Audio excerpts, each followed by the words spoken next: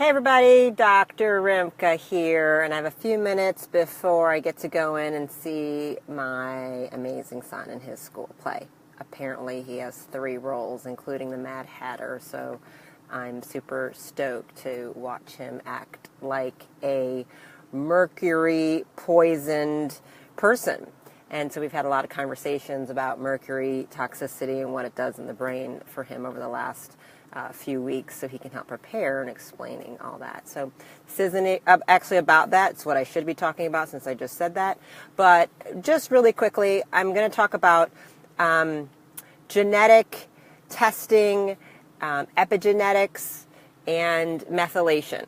So these are currently very trendy. Those of us in the functional field have been looking at it for at least 10 years, I would say. And so now, because of that, like, everybody's starting to hear about it, which is good. However, there are things I am concerned about, and I've written about it on my website. They're kind of permanent pages about epigenetics and methylation, where they can be really significant pieces of information in recovering someone's health. But I am very concerned at the panic and hysteria that a lot of natural health providers seem to be imbuing upon people. So a big percentage of my people, I'd say 70% of new clients who are coming in for brain maps or metabolic help, are coming in with some genetic testing. And many are coming in after they've seen 2 or 3 other, whether it's a practitioners, a naturopath, or functional medicine physician, whatever, and they all say, I have a methylation disorder, and they're all taking methylated B vitamins specifically.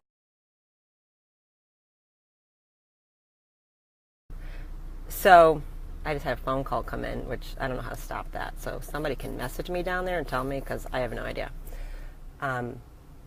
So anyway, we get back to that.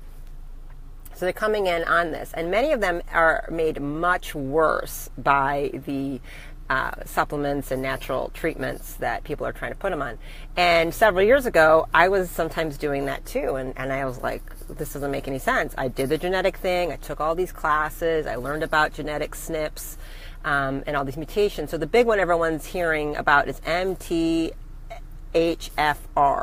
And some people are referring to it because if you write that out, it looks like mother effer, right? And it can cause some issues, but this is what you need to know about genetic testing. Just because you have a mutation does not mean you have a disorder. DNA is merely a probability of what might be.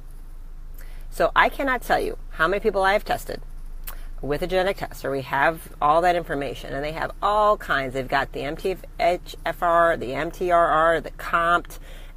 They've got many methylation genes mutated, and they should absolutely, DAO, they should be a wreck. And we test their methylation functionally with actual whole blood tests and even full methylation methionine panels or other panels you can do to really see the entire cycle in the body, and their methylation is perfect, and they're actually often being completely overprescribed. Everyone's naturally in the natural field is starting to use these supplements like medications, in my opinion, and they're driving people who had perfectly normal methylation into overmethylation and causing massive anxiety, obsessive compulsive, and panic disorders, and swinging them a complete opposite way.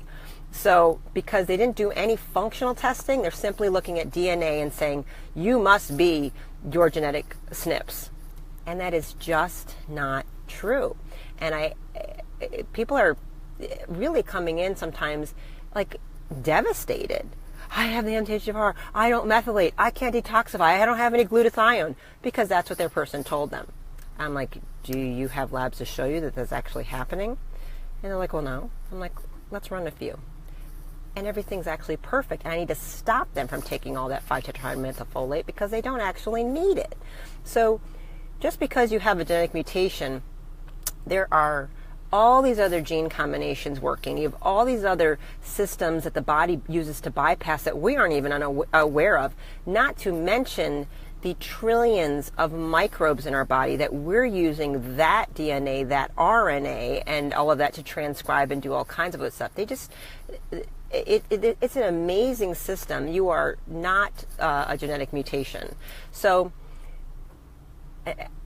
again, I just had even more emails and some texts come in from some other doctors who want my help with their kids, and I'm absolutely going to do that. And everybody assumes because they have a mutation, they have a methylation disorder. So I am highly suspicious over the next week when I look at these several cases that have just requested my help, that all their kids have actually probably been being treated and supplemented incorrectly, because I'm not seeing the actual functional determination that they have any type of methylation disorder. I can tell you from personal experience, my own son has every genetic mutation that should say he absolutely cannot methylate.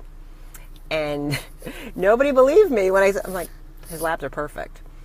Because I thought he wasn't doing it either, because I studied genetics, I studied the SNPs, this is what I was doing as well, and I saw too many times my own patients not doing well. I saw him not do well on 5-tetrahydromethylfolate, and we all thought this way. A geneticist looked at him, a PhD, an MD, me, and he got worse and worse. Why?